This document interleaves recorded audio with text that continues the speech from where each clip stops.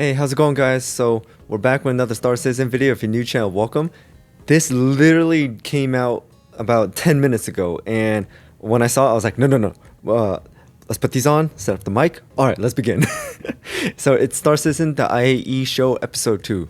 If you guys haven't seen already, I did post episode 1 already, so make sure to go check that out. But I just did not expect them to post episode 2 this fast. I think, I guess they're trying to post like one episode a day until it's completed. But I do remember they said on the first video, like, we're gonna be talking about one topic today, and we're gonna be talking about 2 more topics. So I'm guessing there's gonna be 3 episodes total. I can't watch episode 3 tomorrow due to work and all that, so I'm gonna have to save that for next time. But it'll come out the next day, so it won't really matter to you guys. But I'm really excited to see what IAE show episode 2 has in store. So without anything else, let's just jump right into it.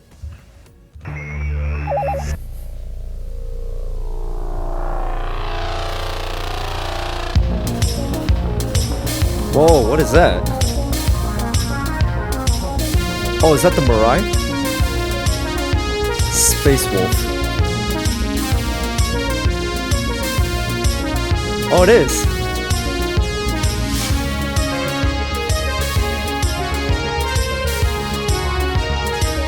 Hey, Jax McCleary. Really?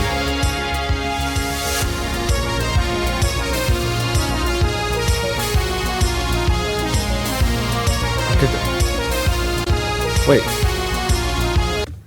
Also starring Archimedes, Stormwall. I don't know who that is, but I know Jax from the Whitley Guide.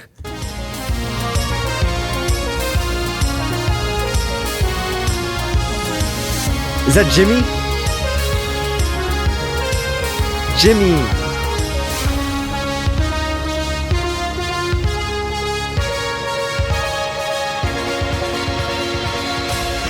Amazing. Up next, an old favourite from the show floor. The MISC Prospector is the most popular single-operator mining vehicle in the UEE, capable of breaking and gathering 32 SCU of resources without the need for additional staff and investment, like other offerings from Argo and its competitors. With fully customizable performance and a range of upgradable mining heads and gadgets, the MISC Prospector is crafted for miners who mean business. Fitted with numerous quality-of-life features that make extended excursions a breeze, along with hardy defenses against smaller aggressors, this craft is built to handle the demands of deep space resource gathering. Its iconic metallic blue MISC styling speaks volumes, telling the verse you're a dedicated tradesperson focused on success in every venture. The Prospector, like the MISC Fortune and every offering from the MISC line of industrial vehicles, blends form and function into practical prosperity and are available for perusal on this year's IAE show floor. We return now to the IAE show, brought to you from New Babbage, site of this year's Intergalactic Aerospace Expo, and your guide to the future of spacecraft and vehicles in the verse. Today's topic, Capital Combat, with Rich Tyra, John Crew, and Jared. Wait, I want to check one thing. Oh, it is at 1080p. I mean, like, it kind of pixelated at a certain moment, so I just want to make sure. Stay tuned. Whoops. It's the IAE show, and it starts right now. All right, gentlemen, thank you for coming back. We're here for part 2 of our discussion on the life of spaceships in Star Citizen. I want to follow up on something, Rich, that you kind of hinted at in part 1. You mentioned the Squadron 42 demo several times and this experience that was being built at. It's not just a cinematic thing for the start of the show. It's actually seems to be reflective of this capital warfare experience that we're attempting to build here. So I want to ask you outright, how is capital warfare supposed to work? What are we building towards, and why should folks be excited? I think the first thing to sort of approach is it shouldn't just be the same gameplay as small ships, just scaled up. It needs to be, we talked about progression, it should be a progression of gameplay. So you can't just turn up, lob 50 torpedoes at a ship, press the I win button and go on. You've got to remove those defenses layer by layer. So capital ships have multiple defenses. Obviously they have turrets on them for shooting ships. They also have PDCs for disabling closer targets such as missiles and torpedoes, and then they have physicalized shield emitters, which is what you saw in the demo where Cal Mason sort of kites a Vandal ship into it. So You need to take all those things out in progression to stand a chance against a capital ship.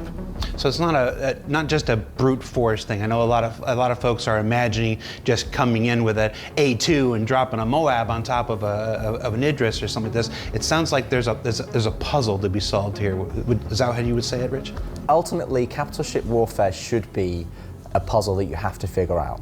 If you actually watch that cinematic for the squadron demo, you'll notice that one of the lines is, "Hey Cal, I don't think your weapons are large enough to be able to take out that shield emitter, or that shield Jenny, as they say." And he says, "You may be right." And that is actually true.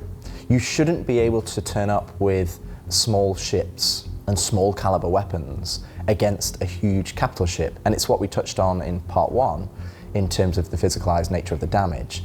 If I fire a small caliber pistol at tank, it's not going to do much. The reason why we have like an Ares or a Retaliator is to allow you to soften up the capital ship shield so that you can actually then get access to the shield emitters and the PDCs and the weapons that are actually keeping your fighters away.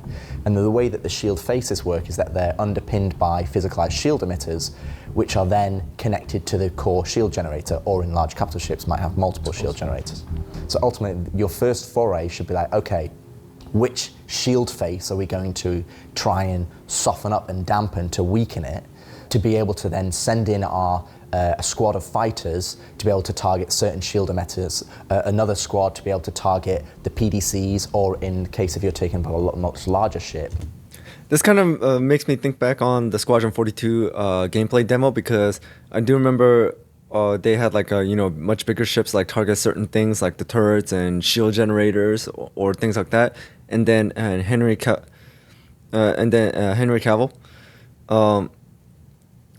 Basically, his character, they came in with the fighters and everything, and they started targeting I forgot what they were targeting. I think it was some of the generators for the big guns or something like that. So it looks like this is more for strategy, and also using shields and also ways to disable your targets here and there and defenses. So far, as you mentioned, able to defend close projectiles like missiles and things like that. Sorry, I'm trying to say all this, but so far, basically looks like this is a little bit more focused on tactics and strategies right now. Like a javelin size, which will have flags. So you'll have to basically figure out, okay, this group or this squadron will take on this squadron will take on this, and this is where the hologlobe comes in terms of you're the admiral of the fleet. You're going, okay, right, I'm assigning you this target, and then if you're a fighter, you're going to then receive markers. And then obviously you're going to be connected to be able to say, okay, go now, I want you to attack now, because you need to have a coordinated alpha strike. If you just drip feed your damage over time, the capital ship will just be able to absorb it. So this is where you need to be able to go, okay, what's my tactics, what's my high level strategy? And then once you've taken out the PDCs and you've taken down a shield phase, that's when you've got essentially two options. One option will be to board, so you'll be able to then use our hacking gameplay, and then obviously you'll have to fight your way through to the bridge to be able to take over it. Or the other side is then you just, if your mission is to just destroy this ship, if you've taken down those layers of defenses like John says, that's where you then send in the torpedoes. So capital ship gameplay is again planned to utilize all the different roles of the different ships that we've made over the years, and it should be a significant challenge to be able to take out one of those larger ships. Let's paint a picture here. What's one capital engagement supposed to be? Well, let's just use save the Idris event, if you want to go through it. Yeah, so realistically, when you're coming up to it, first thing you should be doing is scanning it so you know what you're going up against. You Makes want to sense. do a scan on it to work out where are its shield emitters, so then you can then plan, we want to take the right-hand side shield emitter down. So, okay, this just came to mind when he said scan and also target some things. If you guys played Battlefront 2, or just actually no, Battlefront 2 will be the right one, but I didn't play the new Battlefront 2, Star Wars Battlefront 2. I played the OG Star Wars Battlefront 2. I remember the space battles when no matter what faction you played, Republic, Separatists, Rebels, Empire, it didn't matter. When you get into a certain starfighter or bomber and you go out, the starfighters are meant to take down starfighters, because its maneuverability and has lasers, and the torpedoes it has are mostly designed for starfighters. It's not meant for the ship. But if you had the TIE bomber or Y-wing or anything like that, you're gonna target certain structures on like the enemy capital ship. I remember when I was a Y-wing on the Rebel Alliance, and I was targeting the Star Destroyer. I always took out the shields, the life support that was like located under, and also took out the communications array. So basically, destroying certain parts of the ship little by little is what helps you take down the capital ship. So like taking down the life support, taking down the communication array, and then taking down those big two shield generators that the Star Destroyer has at the top, things like that. So basically, as they mentioned, scan the ship, know what to target, and you'll be able to take down your target little by little, as fast as you can and effectively. We'll mark that as a target, give it to that group. You might be sending in a terrapin or a forward ship to be able to get scan data that then relays that back to you on the Polaris and your hologlobe, to be able to go, okay, now I've got some information to work with, how do I then approach it from there? Yeah, because one capital versus another capital is probably the worst scenario if it's literally two single capital. They need their fleets to reach their maximum potential, so you should be bringing these support ships with you. Yeah, use what you got at your disposal. You've identified your point where you're going to be attacking, you assign a group of fighters from your ship or from your fleet, take away their fighters, try and attack their turrets, and then you run another group to sort of bring down those shield emitters. The majority of them will be under the skin, so you need to scan to find their locations and then target them specifically. Using ADS. Damage penetration. Or precision targeting, as we should say. So again, things like the two starfighters are great for this role. So you have the Inferno, the ballistics will penetrate through and damage it. The Iron, great to bring the shields down to allow those ballistics to go even easier to the hull. You've got to take out the PDCs as well. Yep, PDCs as well. So the PDCs won't just attack missiles and torpedoes, they will also attack other small objects. And so we need to make sure that you've created a safe zone or an entryway and you're punched through those defenses, and then you've got your options of either boarding or destruction, depending on what your objective is. Sounds like something ideal for a light fighter, just taking down the PDCs. Absolutely, yeah. Like light fighter, heavy fighter, but you won't just be able to penetrate the shields on a capital ship because they'd be so heavy. So you'll need to use relevant weapon rate. That's where really the capital ship main weapons come in, because they're the ones that are actually doing the main damage on the shields to be able to soften it up, to allow their fighters and support ships. You can't just roll up and just try and out DPS it. I mean, you can, but you're rolling the dice. You know, is my capital ship going to be better than your capital ship? Am I going to be able to maneuver it well? Because that's the one thing. Yeah, so you got to really calculate that risk. Right now, you have a shield generator that kind of creates a bubble, and we say, okay, this is this face, right face, left wing. And if you look at the wing, if you shoot the wing from the front and it hits the front of the wing, we just automatically work out like, okay, is that the front face or is that the left face? And for the player, that's not super obvious. So you want to be in understanding like, okay, well, the shield actually hugs the ship. So we need to know, well, actually that's the left face. So you as a player can go, right, that's what we're targeting, that's what we need to bring down. Because otherwise these shield generators are so powerful on capital ships, they'll just be coming back. And throughout all of that, we've sort of assumed that the target ship is just sat there. Absolutely. You have the opposite, like you're on the ship. The defender is spinning the ship around, trying to put their stronger side towards the attack. You're seeing all this fire coming to this side, so you're now trying to maneuver yourself to avoid that. Counter players, they're trying to take out your thrusters to stop you maneuvering, so it is a big puzzle. So shields down, PDCs cleared. And that's where this can go from a ship versus ship to a combined arms. Absolutely. Thing, which is really what's most exciting to me, this idea that you now have to send troops over to breach, and board the ship. Yep. Yeah. Sounds exactly like my days in Battlefront 2. I mean, no matter how much time passes, it's basically the same thing. If it works, it works. So if it worked back then it's going to work in this game too. And also, you might have to defend against being boarded. So if you're going up against another player, and they've got a Polaris and you've got a Polaris, or when we add the Idris into the game and you're coming up then. Okay, him mentioning you gotta defend yourself against being boarded, that reminds me.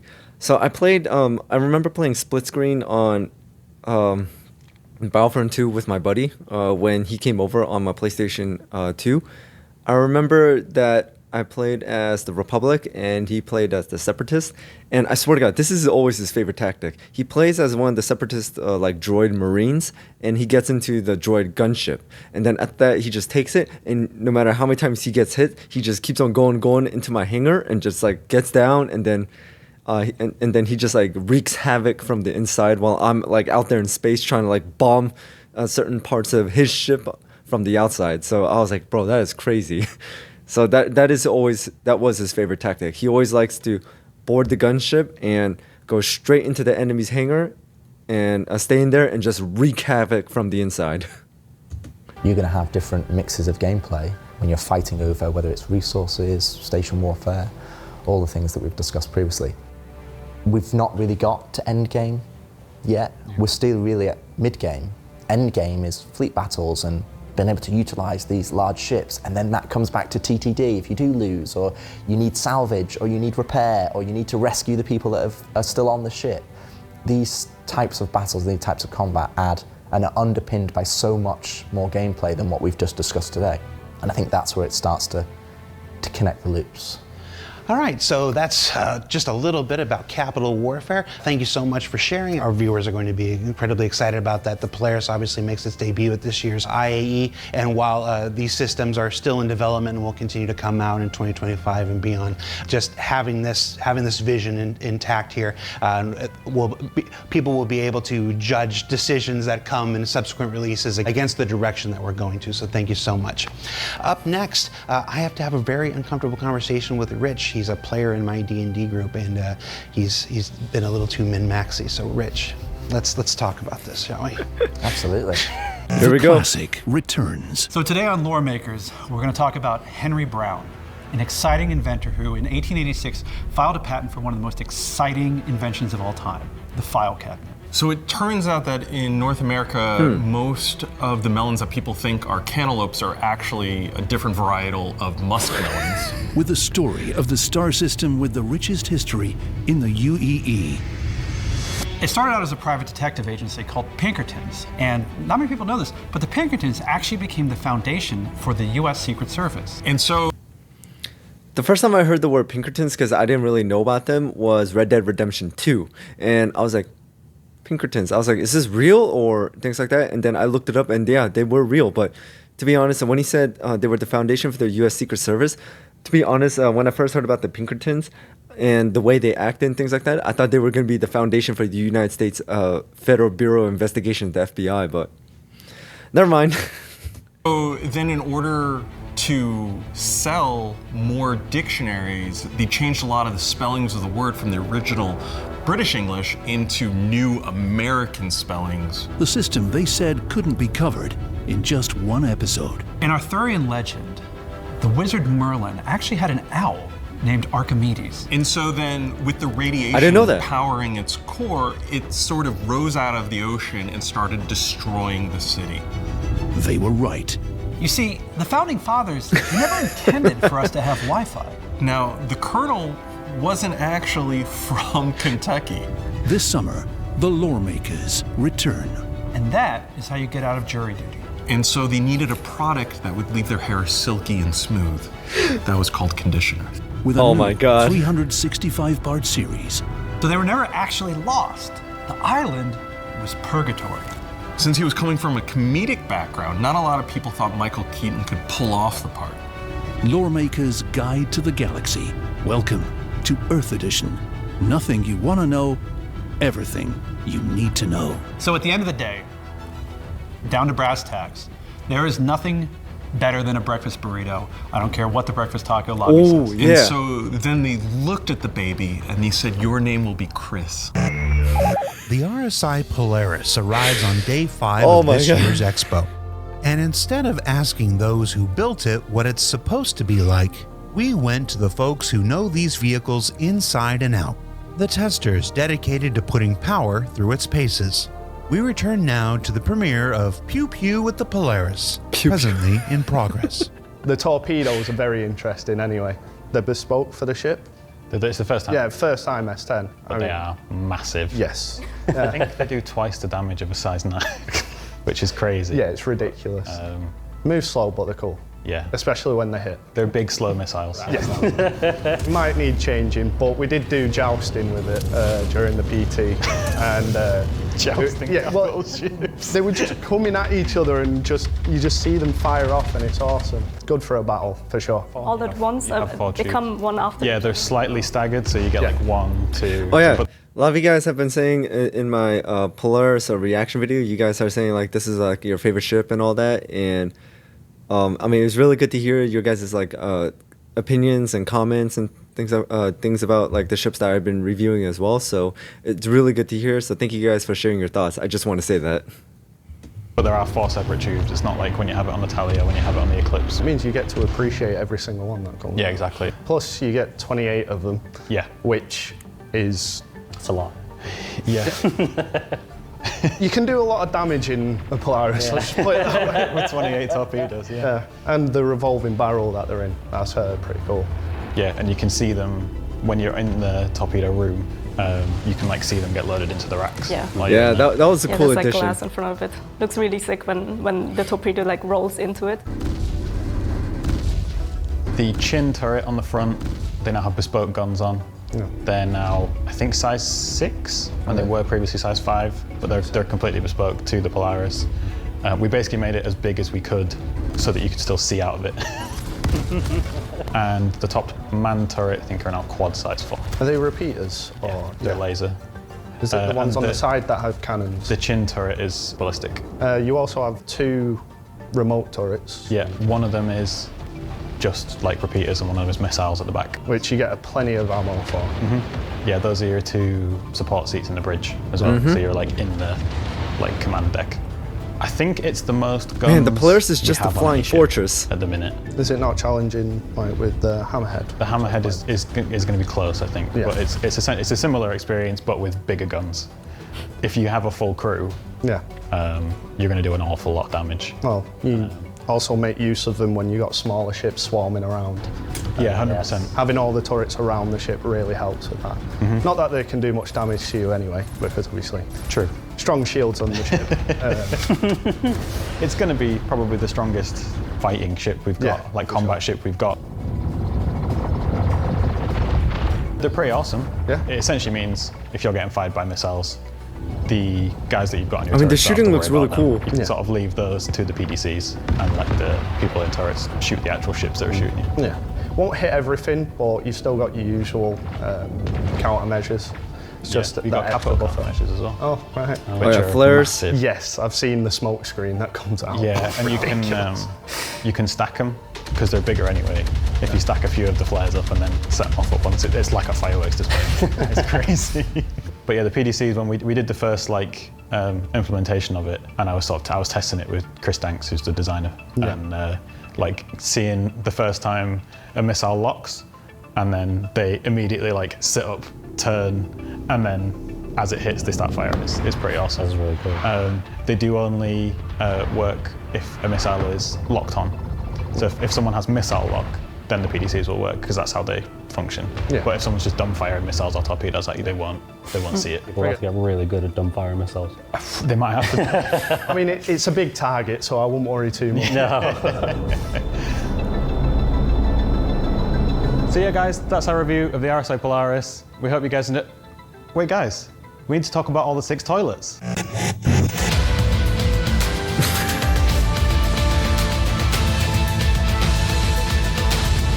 That was great. All right, so that was Star Citizen IAE show episode 2. I know I did a lot of comparison with Star Wars Battlefront 2, but that was literally what I kept on picturing when he kept on talking about like, you know, targeting certain parts of the ships and things like that. And I don't know, I think nostalgia kind of hit me too, so that's why I had to like share a few stories too. But what I really liked was them like describing like ways, tactics, and utilizing your fighters here and there. And also on top of that, just like, you know, the little history lore that was there talking about, you know, the Pinkertons and all that, and how people at the end were talking about the Polaris, like how great it is and the advantages. That was really cool. But so far, overall, I really like this episode, and I'm probably, if episode 3 comes out tomorrow, then I'm not going to see it until this upcoming Friday or Saturday, which is like about 5-6 days away, because today's Sunday. But either way, really enjoyed this episode, and I hope you guys too. So thank you guys for tuning in. Thank you guys for watching. I hope you guys really enjoyed this video. Hit that notification bell so you know when I drop another video. And also shout out to all my members, subscribers, viewers. You guys are amazing. You guys are the reason why this channel keeps on going. So thank you so much for that. So without anything else, I'll see you guys next time.